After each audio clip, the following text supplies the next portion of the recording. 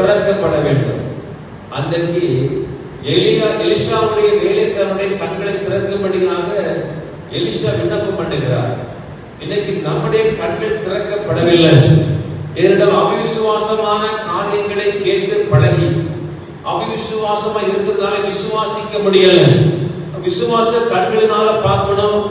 ஆண்டவர் நம்மை ஆசீர்வதிக்க போகிறதை, ஆண்டவர் நம்மோடு கூட பெரு சேனையாய் சுற்றி இருக்கிறதை, நம்ம சுற்றிலும் அக்கினி மதிலாக இருக்கிறதை, ஒரு சேனையாக நிற்பதை சாதாரண கண்களாக நீங்கள் நானும் பார்த்தா முடியாது.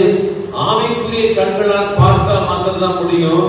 சாதாரணமான கண்களினால் பார்த்த எலிஷாவுடைய வேலைக்காரங்களுக்கு எலிஷாவை சுற்றிலுமாய் இருந்த ரதங்களையும் குதிரை வீரர்களையும் அவன் கண்கள் காண முடியல.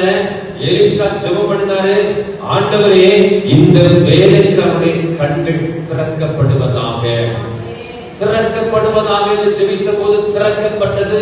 அப்போது கண்டான். இன்றைக்கு விசுவாச பிள்ளைகள் ஏன் விசுவாசத்துல வளர முடியல, விசுவாசம் ஜெயிக்க முடியல? அவிசுவாசமான குருட்டாட்டமான காரியம் கண்களோடு கூட இருக்கிறதுனாலதான்.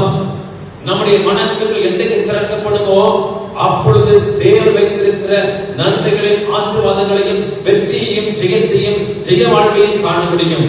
இப்பொழுது நம்ம என்ன பார்க்கிறோம் என்று சொன்னால், நம்முடைய வறுமையும் கஷ்டத்தையும் இயலாமையும் இல்லாததையும் குறைவையும் பார்த்து பார்த்து பார்த்து பழகி நம்முடைய கண்கள் எப்போதும் அடைக்கப்பட்ட மூடப்பட்ட கண்களாக இருக்கிறது.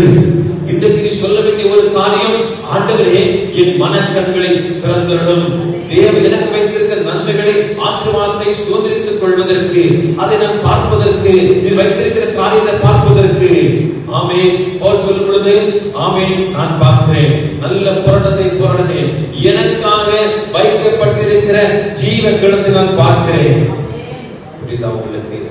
இந்த விசுவாச கண்கள் இருந்தாதான் நமக்கு வைக்கப்பட்டிருக்கிற அந்த ஜீவ கிடத்தை பார்க்க முடியும். இல்லன்னா எல்லாம் தோல்வி, எல்லாம் கஷ்டம், நஷ்டம், ஏமாற்றம், என்ன வாழ்க்கை, என்ன இது, எப்ப பார்த்தா தரித்திரம், வியாதி, வலி அல்லது இல்லாம குறைவு, பட்டினி, பசி என்று பார்த்து கடன் என்று சொல்லி பார்த்துருக்கிறீங்க. இல்ல, நான் கடன் வாங்குவது இல்லை.